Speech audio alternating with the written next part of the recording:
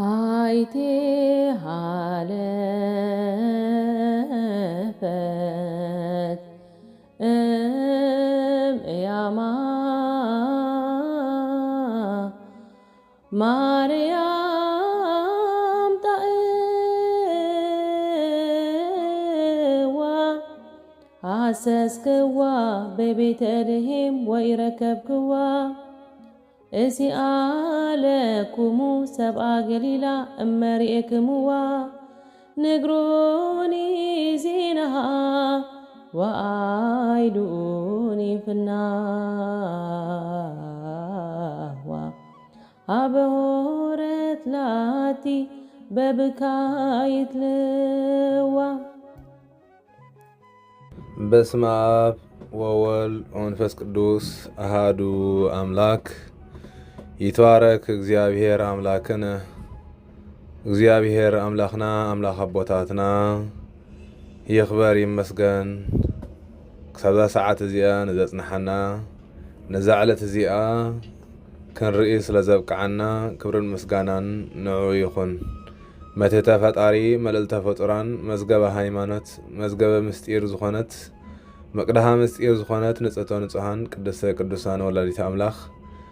አዳ አምላኽና መድኃኒናን ኢየሱስ ክርስቶስ ክብሪ ምስጋናን ንስማ ይኹን።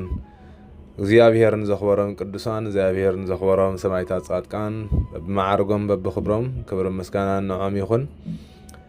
እሺ ዘለናሉ ዘመን ዘመነ ጽጌ ወርሃ ጽጌ ወይ ድማ ዘመነ መጽው ተባሂሉ ይፍለጥ። እዚ ድማ ስደት ናይ ድንግል ማርያም እንዝክረሉ መከራ ናይ ድንግል ማርያም እንሓስበሉ ሰቆቃወ ድንግል ማለት ናይ ድንግል ማርያም ሓዘን ናይ ድንግል ማርያም በኽያት ናይ ድንግል ማርያም ንብዓት ናይ ድንግል ማርያም ስደት ናይ ድንግል ማርያም ሓዘን እንዝክረሉ ወርሓት እዩ። ብፍሉይ ወርሓቱ ድማ ድንግል ማርያም ዝተሰደደቶ ንሰለስተ ዓመትን 6 ወርሕን እዩ ማለት 42 ወርሒ እዩ። ንሕና እንሓስቦ ግን 40 መዓልቲ እዩ። እዚ 40 መዓልቲ ካብ ጎይታና መድኃኒናን ኢየሱስ ክርስቶስ ፀሃየ ጽድቂ ባዕሉ 40 መዓልቲ ኣብ ገዳመ ቀረንጦስ ከም ዝጾመ እናቱ ምሳሌ ካብ ኦሪት ተጀሚርና ድማ በዓል እዝራ በዓል ኤልያስ በዓል ቅዱስ ሙሴ ሊቀ ነቢያት 40 ከም ዝጾሙ 40 ኮታ ብመጽሓፍ ቅዱስ ብዙሕ ታሪኻት ብዙሕ ምስጢራት ስለ ዘለዎ ካብኡ ንሕና ድማ እዚ ናይ ድንግል ማርያም ስደት 40 መዓልቲ ጥራይ ከም ዝሕሰብ ገይሮም ኣቦታትና ሰሪዖምልና ማለት እዩ። ወቅቱ እውን ድንግል ማርያም ዝተሰደትሉ በዚ ብሕዳር ወይ ድማ ብጥቅምቲ ኣይኮነትን ብመስከረም እውን ኣይኮነትን ዝተሰደትሉ ብኻልእ ወርሓት እዩ። ነገር ግን ኣብዚ ወርሓት ዝተመርጸሉ ግን ኩሉ ግዜ ኣብ መጽሓፍ ቅዱስና ወይ ድማ በዓላት ከም በዓል ጥምቀት በዓል ብዙሕ ነገራት ኣለዉ ዝተቐየሩ በብግዚኦም መምስ ወቅቱን መምስ ሰዓቱን ክኾኑ ምስ ተፈጥሮን ተዛማሚዶም ንኽኸዱን ተባሂሎም ዝተቀየሩ ብጾም ይኹን ብዝተፈላለየ ምኽንያታት ዝተቐይሩ ኣለዉ ማለት እዩ። እዚ ድማ እቲ ሓደ ናይ ድንግል ማርያም ስደት በዚ ወርሒ እዚ ዝተገብረሉ ብዕምባባን ብጽጌን ናይ ጽጋብን ናይ ሸዊትን ናይ ፀሓይ በሪሁ ዝረኣየሉ ከዋኽብቲ ደሚቖም ዝረኣይሉ ናይ ብሩህ ሰማያታት ወይ ድማ ጎቦታት ዕምባባታት መሮር ኩላቶም ብዕምባባታት ጸቢቖም ሸብሪቖም ስለ ዝረኣይሉ በዚ ምሳሌ ኣብዚ ናይ መጸው ግዜ ወይ ድማ ኣብዚ ናይ ዘመነ ጽጌ ምሳሌ ድንግል ማርያም ኣብዚ ከም ተሰደት ጌርና እንዝክረሉ ወርሓት ማለት እዩ። እንታይ ደኣ በዚ ወርሓት እዚ ድንግል ማርያም ብብዙሕ ሕያት ምሰል ንኣብነት እተን ወርሕቲ ኣተን ንሕሪእናየን እዚአን 42 ወርሒ ብፍላይ ሰቆቃወ ድንግል ጽቡቕ ጌሩ እዩ ዝገልጾ ወይ ተመይጠት ሃገር እስራኤል ኣቡሃ ነቢራ 42 ኣውርሃ እዩ ዝብሎ ብግብፂ 42 ወርሒ ተቐመጠት ድንግል ማርያም እዩ ዝብላ ድሕሪ 42 ወርሒ ድማ ወተመይጠት ሃገር እስራኤል ኣቡሃ ናብ ናይ ኣቦኣ ናብ እስራኤል ግን ድሕሪኡ ተመልሰት ኢሉ ይነግር ማለት እዩ። ኣብ መጽሓፍ ቅዱስ ድማ እንድሕሪና ዘና 42 ወርሒ ወይ ድማ 3 ዓመትን መንፍቕን ዘለዋ እዚኣትን ተርእናን ድማ ኤልያስ ዝናብ ከይዘንብ ብሓይሊ እግዚአብሔር ካብ ሰማይ ጠጠው ዘበለ ቅዱስ ያዕቆብ ዝጠቐሶ ሓደዚ ኤልያስ እዩ ነቢይ ኤልያስ ማለት እዩ። እዚ ድማ ልክዕ ምስ ናይ ድንግል ማርያም ምትሓሓዝ ዘለዎ እዩ። دمنا دحرجن إلياس دم ندي قدس رنجل مريمون دمنا إلياس نبلعنا دمنا إلياس نا إلياس دمنا أيخ نبلعنا نقدس رنجل مريم نبي إلياس صليو كابو እግዚአብሔር معناته تاريخه أب مصحف نجست تجليس لنا خمزلو نبي إلياس صليو كاب سمايات زناب كم زنب مسفلت نشتي دمنا رأيبل إذا دمنا تباهيلا زلا زيا دنجل مريم يا سادما دنجل مريم دما نشتي هتصان قالت تشعت ورحن حمش معلتن قدستي سبيع ስለዚህ በዚህ እንሳን እሽተይ እንከላ ካብታን እሽተይ ደመና ግን ንእስራኤል እንታይ ኮይኑ ጠልቂው ማያዝ ዘኒቡ በረኸት ይብዎም እቲ ፀሓይ ዝነበረ ብደመና ተኸሊሉ ካብ መሬት ድማ ፍርኣ ከይትህብቲ ኣኸልኪላ ከም ዝነበረት ፍረ ክትህብ ዝጀመረት በት ማየት እዩ እዚ ማይ እዚ ድማ ተባሂሉ ዘሎ ናብ ሓድሽ ክዳን ክነምፅኦ እንከልና ናብ ዝናይ ስደት ናይ ድንግል ማርያም እዚ ማይ ተባሂሉ ዘሎ ድማ መን እንድሕር ተባሂሉ ጎይታና መድሓኒና ኢየሱስ ክርስቶስ እዩ ማለት እዩ ደመና ተባሂላ ዘላ ድንግል ማርያም ዝናብ ተባሂሉ ዘሎ ድማ መን እዩ እንድሕር ተባሂሉ ጎይታና መድሓኒና ኢየሱስ ክርስቶስ ነብዚ እዩ ነቢ ኢሳያስ እምበኣር ብደመና ተጻዒኑ ናብ ግብፂ ይመጽእ ኣሎ ናይ ግብፂ ጣዖታት ድማ ጥዋዕዋዕ ኢሎም ክረግፉ እዮም ዝበሎ ነዚ እዩ ስለዚ ብደመና ተጻዒኑ ተጽኢኖ ውስተ ደመና ስለዚ ደመና ተባሂላ ዘላ እምበኣር ደመና ተባሂላ ዘላ ድንግል ማርያም እያ ኣብ ደመና ተጻዕነ ኣብ ደመና ዘሎ ድማ መን እንድሕር ተባሂሉ ጎይታና መድሓኒና ኢየሱስ ክርስቶስ እዩ ማለት እዩ ስለዚ በዚ ኣማሳጢርዎም ይኸይድ ማለት እዩ ካልኣይ እውን ኣብ ራእይና ዮሐንስ ምዕራፍ 13 እንድሕር ተመልኪትና እቲ ናይ መጨረሻ ናይ ሓሳቡ መሲሕ ዝመጽኦ ነዚ ዓለም እዚኣ ዝገዝእ ነዚ ዓለም እዚኣ ንቁሩብ ግዜ ዘታልል በዓል ሄኖክ ዝመጽዎ በዓል ሄኖክ ሽዑን እንደገና እንታይ ዝኾነ እዮም ተሰዊሮም ዝነበሩ ቅዱሳን ኩላቶም ዝመጹ ተሰይፎም መስዋዕቲ ዝፍጽሙሉ ሞት ዝሞትሉ ከም ደቂ ኣዳም ኩሎም ሞት ዝሞትሉ በዚ ሓሳቡ መሲሕ እዚ ድማ ንዝተወሰነ 3 ዓመትን መንፍቕን እዩ ኣብዛ ዓለም እዚኣ ወይ ድማ ኣብዛ ምድሪ እዚኣ ክገዝእ ሽዑ ብዙሓት ከስሕቲ ተባሂሉ ዝተነግረሉ ማለት እዩ ድሕሪኡ ግን እንታይ ክስብሰብ እዩ ድሕሪኡ ግን እንታይ እዩ በቃ ክርስቶስ ነቶም ናቱ ዝኾኑ ነቶም ናቱ ቅዱሳን ኣብቲ ጸኒዖም ኣብ ሃይማኖቶም ጸኒዖም ነቲ ሓሳቡ መሲሕ ዘይተቐበልዎ ማሕቶም ይኹን ናቱ ተልእኾ ዘይፈጸሙ ግን እግዚአብሔር ክጥርፎም እዩ ማለት እዩ ኣስተውዕል ሕጂ ስለዚ እዚኣተን መግዛእቲ ዝነበረን ወይ ድማ ንሱ ኣብዛ ዓለም እዚኣ ዝነግሰለን ዝተወሰነ ዓመታት የነ ድንግል ማርያም ድማ ድሕሪ ዝተወሰነ ዓመት ናብ እስራኤል ሃገር ኣብሃ እንታይ ኮይና ተመይጠ ድንግል ይዝላ ድንግል ማርያም እንታይ ኮነት ተመልሰት ናበይ ናብ ቦታኣ ስለዚ ድንግል ማርያም ድማ ድሕሪ 3 ዓመትን መንፍቕ እንታይ ኮይና ናብ ሃገራ ተመሊሳ እቲ ንኣኽቀትል ንህፃናት ንኣን ክቐትል ደሊ ዝነበረ ዲያብሎስ ዝሓደሩ ሄሮድስ እንታይ ኮይኑ መይቲ እዩ ኢልወይ ቅዱስ ዳዊት ብዛዕባ ምስጢር ተገሊጹሉ ብዛዕባ ናይ ዝመጽእ ኣብ ርሑቕ ኮይኑ ጠሚቱ ብዛዕባ ድንግል ማርያም ክገልጽ እንከሎ ካብቶም ንድንግል ማርያም ዘሳድዱ ዝነበሩ እውን እንታይ ኢልወይ ገሊጽሉ እዩ ርኢክዎ ለሓጥእ ኣበየ ወተለኣለ ከመ ኣርዘ ሊባኖስ ኢልወይ ንሓጢኣተኛሲ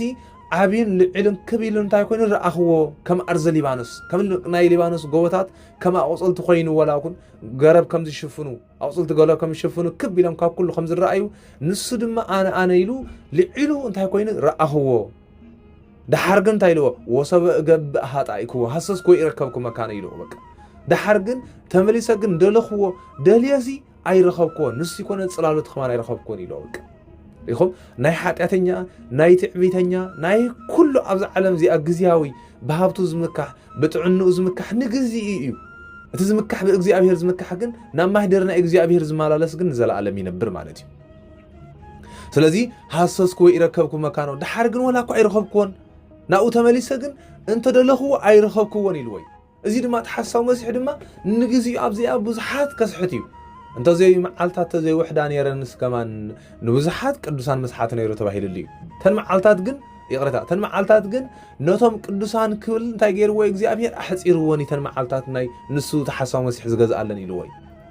ስለዚህ እምበኣር ድሕሩ ድማ ቤተ ክርስቲያን እንታይ ትገብራ ድሕሩ ስደት ናይ ድንግል ማርያም እንታይ ኮይና ድንግል ማርያም ርሒታ ተቐሚጣ ማለት ነቲ ንክርስቶስ ክቆትለ ዝደል ዝነበረ እንታይ ኮይኒ ቀርን ተባሂል ዘሎ ሄሮስ እንታይ ኮይኒ ሞይቲ እዩ ድሕሪተን 3 ዓመትን መንፍቕን ድማ ተሓሳው መሲሕ ኣብዛ ምድሪ እዚኣ ብዙሓት ሰባት ዘስሕዝ ዝነበረ ድማ እንታይ ኮን ክጠፊ እዩ ኢልወይ دحرقو دما بيت كريستيان سلام كتركب يا مالت بيت كريستيان مالت نحنا بيت مقدس أملاك سلازخونا نحنا زقلص بيت كريستيان تباهيل له بزق زي مالتي لذي بزي مخنيات بقر ناي دنجل مريم سدت نذكرلو ناي دنجل مريم حزن نذكرلو ناي دنجل مريم سقق أو نذكرلو ورحات نزي إي مالتي لذي بزي إنتي دنجل مريم سدتها 40 كلتان ورحي تسديدا تباهيلو تجلس الله زلو بزي استماسسله أب مصحف قدوس بزعبا اتي 40 كلتان ورحي بزح تاريخ زلوه سلازخونه ازي يجلس مالتي كالون دنجل مريم كابتم زدنقو كابتم أزيم مسط مسيرات اندا تباهيلو دنجل مريم ببتر تمثل بتري نزي بتر آرون تسرق الزئن بلتك لتباهيلا زلا بتر آرون تمثل دنجل مريم أصعلو بتر تباهيل زلو نقص بتري بتر مالت تصريبو بتر طرح تفريو رحستن ير نقيص وانقيصم بتر زغبرو ابوتاتنا فليز بله بتري ازي بتر كلنا نفلطي نقصي دنجل ازي اغن ناي بتر ناي آرون دما كابتا نقص انتي كوينا مايكيستيوا كيتخلوا أبا استفعل خي قمت وان تكوين عم بيبا ترخيبا دنجل مريم دما تكوينا انبل زرع باسي تكوينا نكرسوس وليدات لنا اركيبات لنا قداماي ادخال اي دما بتر تباهيلا زلا دنجل مريم يا بتر مالت يبل بوتاتنا تمركوس ايخا تمركوس كايو دغيف كايو تخير ايخا دنجل مريم دما نحت اتنياتات نابان استصقعو مسودا اتعريقه نا كبر تبصحميا ابا استصقعو كل غزي مركوس ناي حت اتنياتات سلازخونت مركوس ناي دخامات مركوس ناي صقومات سلازخونت مالت مركوس زحس تصقمايو تمركيسو زخيد استصقم استشغري دنجل مريم دما تشغيرم نصوعوا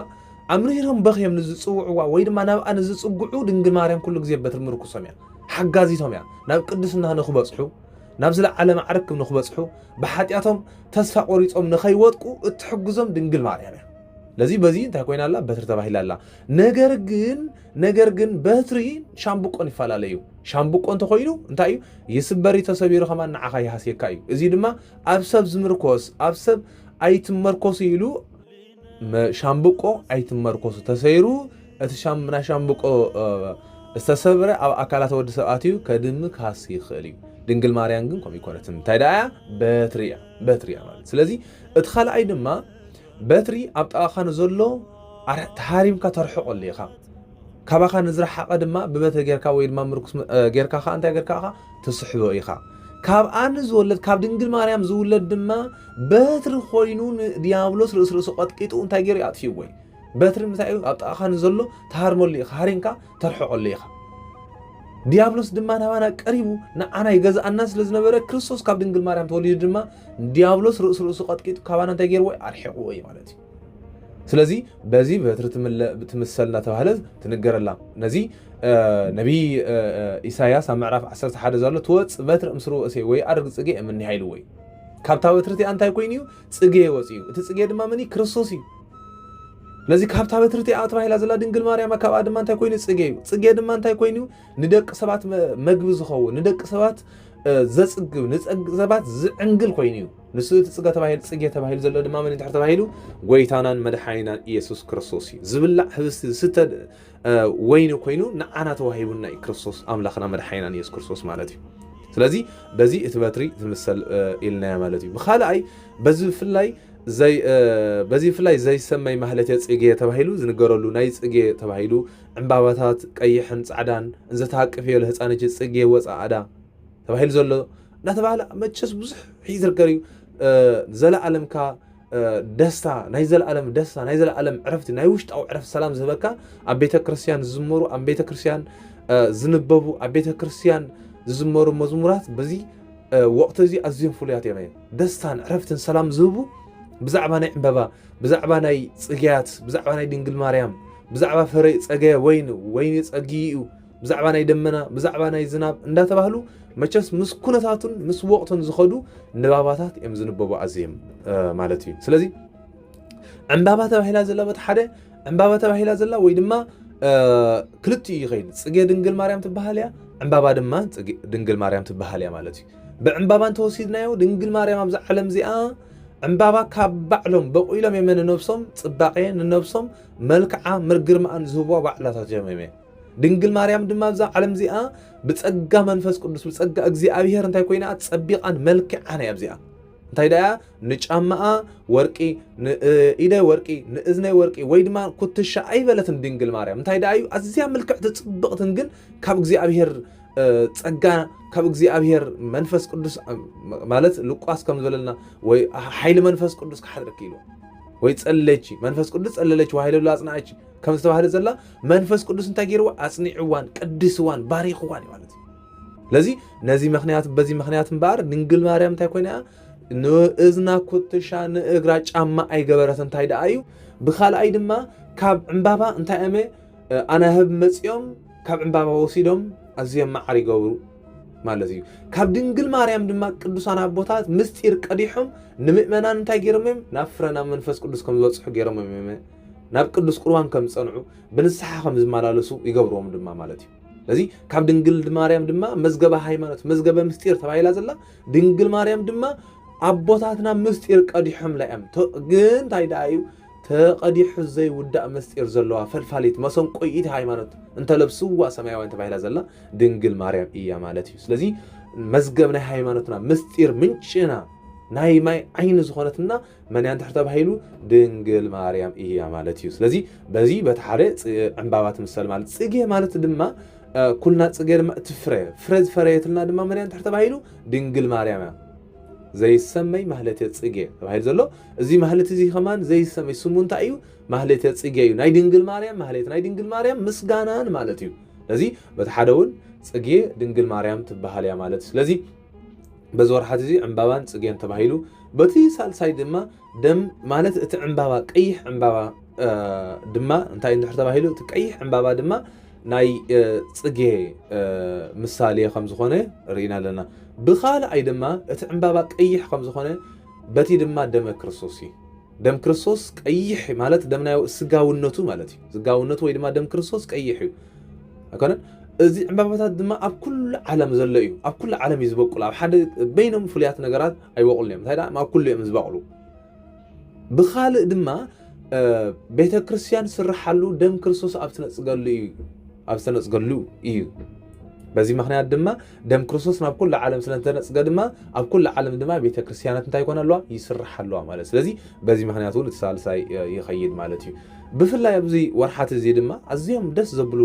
ምስጢራት ወይ ደስ ዘብሉ ዝውሃቡ ድማ ኣለው ንሱ ድማ እንታይ እንድሕር ተባሂሉ ሰቆቃወ ድንግል እዩ ሰቆቃወ ድንግል ኣባ ገብረ ኢየሱስ ደረስዎ ኮይኖም እዚ ድማ ናይ ድንግል ማርያም ሓዘን ናይ ድንግል ማርያም መከራ ናይ ድንግል ማርያም ሽግር ዝዛረብ እዩ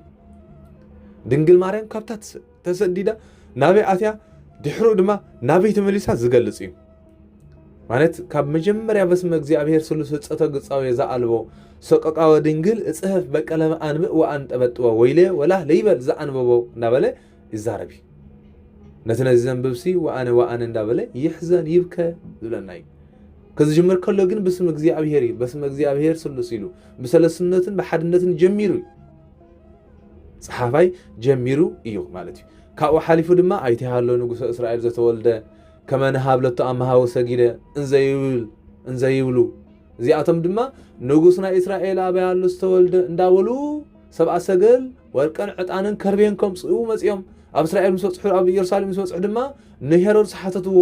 ኣይተሃሎ ንጉስ እስራኤል ዘተወልደ ከመንሃብለቶ ኣመሃወ ሰጊደ ንሕና ክንሰግደሉ ኢና ኣመሃ ክንህቦ ኢና ኢሎም ድማ ተዘራረቡ ከምዚ ክዛረቡ ሰሚዑ ድማ ንሱ ኣዝዩ ተቆጣዕ ይብሎም በዚ እምበኣር በዚ ልክዕ እምበኣር ልክዕ እንታይ ኢሉ ዝተጠቀሙሉ ሓደ ጥበብ እዩ ነይሩ ሳቶም ሰብኣ ሰገል ኣብ 2 ዓመቱ ንኢየሱስ ክርስቶስ ምስ መጹ ዝተጠቀሙሉ ሓደ ነገር እዩ ነይሩ ኣምላኽ ኣይበሉን ወይ ድማ ሰብ ኣይበሉን ወይ ድማ ህፃን ኣይበሉን እንታይ ዳያ ኢሎም ንጉስ እዮም ኢሎም ማእከላይ ስም ተጠቂሞም ኣብ መጽሓፍ ቅዱስ ወይ ድማ ኣብ ትምህርቲ ቤተ ክርስቲያን ሰለስተ ኣስማት ኣለዉ ኣምላኽ ዝብል እዩ ልዕሊ ኩሉ እዩ ህፃን ዝብል ድማ ትሕቲ ኩሉ እዩ ንጉስ ዝብል ድማ ማእከላይ እዩ ህፃን ትዝብሉ ነይሮም ክንደይ ህፃናት ደም ዝውለዱ ኣብ ለይቲ እንታይ ኮይኖም እዚኦም ዓሽ ደመ ኢሎም ኣይም ተገረሙን ነይሮም ኣይም ተደነቁን ነይሮም ንሱን ህፃን ዳኣ ክንደይ ህፃን ዝውለዱ ምበሉ ነይሮም እየመ ኣምላኽ እንተ ዝብሉ ድማ ኣምላኽ ኣይውለድ እንታይ ማለት እዩ ኣምላኽ ተወሊዶም ድማ ኣዝዮም ተገረሙ ነይሮም እዮም ነገር ግን እንታይ ዳ ማእከላይ ስም ንጉስ ዝብል ቃል ተጠቂሞም ንጉስ ኣነ ከለኹ ንጉስ ዳ አንታዋይ ንጉስ እዩ ኢሉ ድማ ንሱ እንታይ ገበር ኣዝዩ ተገረመ በሉ ኢልዎም አሚሃ በእሳተ ቅንዓት ነደይልዎ ሽዑ ልቡ ብቅንዓት እንታይ ኮነ ነደደ በሉ ንስኹም ስገዱሉ እሞኒ ኣነ ድማ ክሰግደሉ ኢልዎም አሚሃ በእሳተ ቅንዓት ነደ ከመይ ይቅትሉ ህፃናት ወኢያትረፉ አሃደ እስከ በተልሔም ገሊላ ሃራሁ አኦደ ኢልዎ በቃ ሽዑ ግን እንታይ ደኣ እዩ ካብ ህፃናት ኩላቶም ንሱ ምስኣኑ ንሳቶም በኻለ ምስከዱ ካብ ገሊላ ክሳብ ኢየሩሳሌም ዘሎ ኩሉ ዘሎ ህፃናት ንኽቆተሉ ትሕቲ 2 ዓመት ዘለው ንኽቆተሉ እንታይ ኮይነ ኣዚዙ ወኢያትረፉ ሓደ ከየትርፉ ክቆትሉ እስከ በተልሔም ካብ በተልሔም ክሳብ ገሊላ ዘለው ሃራሁ ናት ሰራዊት እንታይ ገይሩ ሰደደ ይቀተሉ ኢሉ ማለት ክርስቶስ ንኽቆተሉ ምስኣቶም ማለት እዩ ነዚ እኮ ደራሲ እውን ንባዕሉ ካብ ሓሊፉ እንታይ ኢልዎ እዩ ህፃናት ገሊላ ተሪፎ ካብ ህፃናት ናይ ገሊላ ሓደ ክርስቶስ ተሪፉ ኢልዎ ዕብራውያን ድማ ካብ ህፃናት ዕብራውያን ድማ ሙሴ ተሪፉ ምስ ሙሴ ኣማሳሲልዎ ረእይዎ ካብ ህፃናት ገሊላ ኩላቶም ህፃናት ናይ ቤተልሔም ክቆተሉ እንከለዉ ሓደ ዝተረፈ ክርስቶስ እዩ ነይሩ ካብ ናይ ዕብራውያን ህፃናት ክቆተሉ ከለዉ ድማ ዝተረፈ መን እዩ ነይሩ ቅዱስ ሙሴ ነይሩ ለዚ ምስ ሙሴ ኣማሳሲልዎ ባሕሪ ሙሴ ድማ ንኩላቶም በቲ ህፃን ብምትራፉ ንሱ ንህዝቢ ሒዙ ባሕሪ ኤርትራ ተሳጊሩ እዩ ክርስቶስ ድማ ብምትራፉ ነዚ ዓለም እዚኣ እንታይ ኮይኑ ኣሰሩ ተኸቲላ ከም ትስዕብ ገይርዋ እዩ ክርስቶስ ድማ ማለት እዩ እስራኤላውያን ንክሳገርዎ 40 ዓመት ይወስድሎም ግን 40 መዓልቲ ዝወስድ መንገዲ እዩ ብተንኮሎም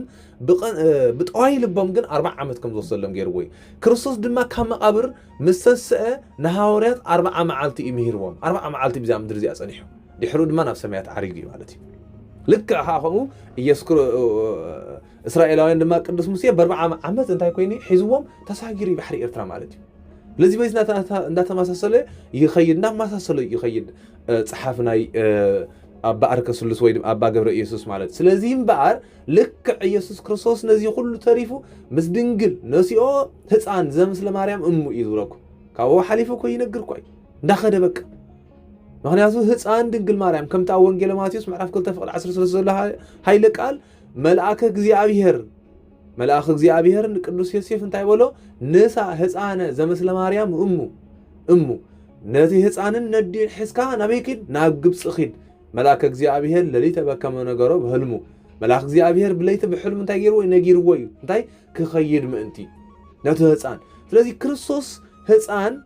ተባሂሉ ዘሎ ኣዝዩ ደስ ዘብል ቃል ህፃን ከም ህፃን ኮይኑ በኺዩ ከም ህፃን ኮይኑ ክበክእ እንከሎ ከም ህፃን ኮይኑ ክጠምእ እንከሎ እዚ ኩሉ መከራ ድንግል ማርያም ተፃዊራ ትኸይድ ነበረት እያ ምክንያቱ ድንግል ማርያም ወላኳ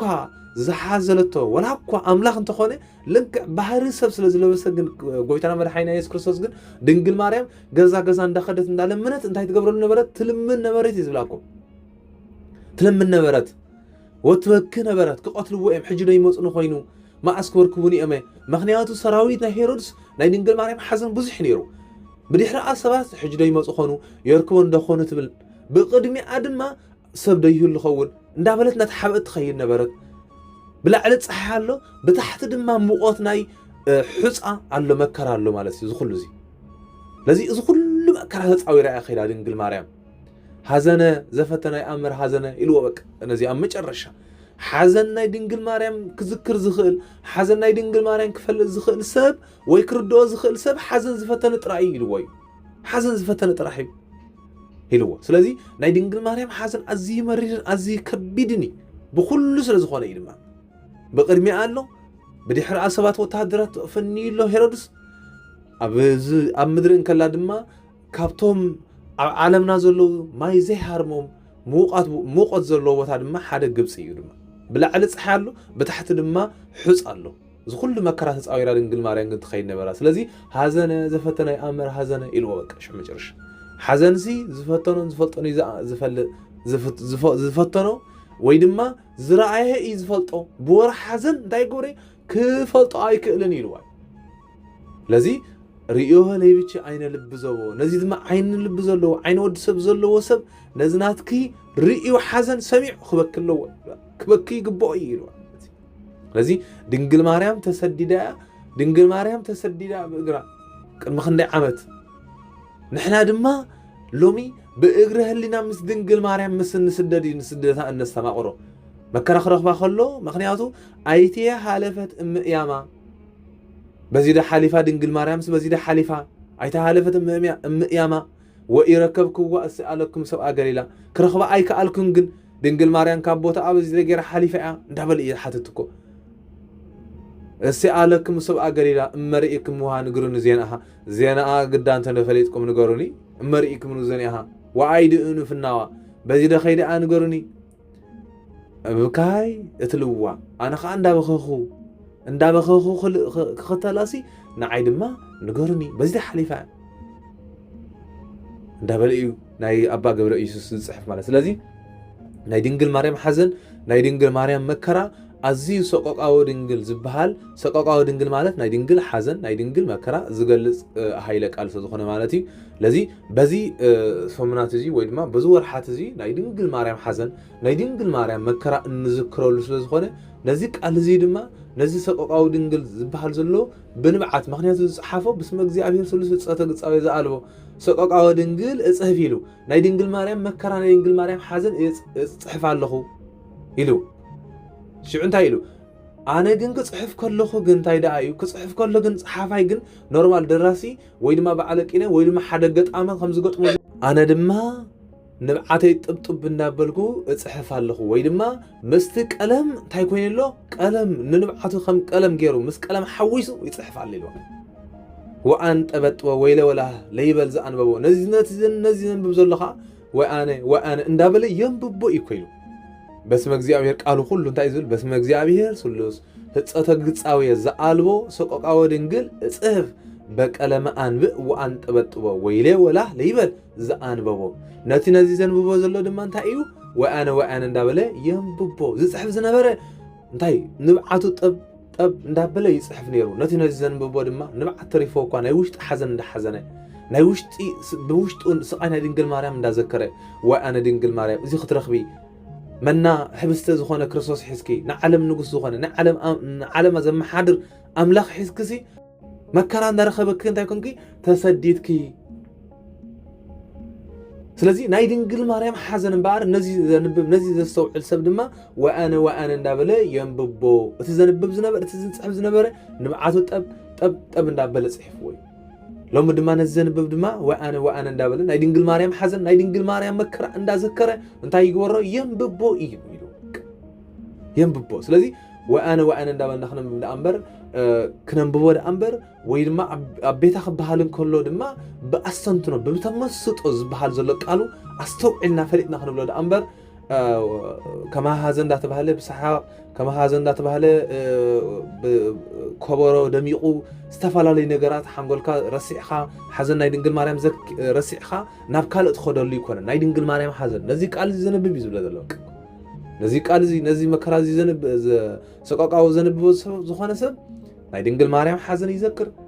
بأغرو بحلنو مساي يسدد حزن يذكر يزبلوك لذي نايدنجل مريم حزن نايدنجل مريم مكرا ذكرنا كابتو برخاتات خافلتكم كون دما እግዚአብሔር አምላኽና ይፍቀደልና ይሐግዘና ስለዚህ ወርሓት እዚ ናይ ዘመነ ጽጌ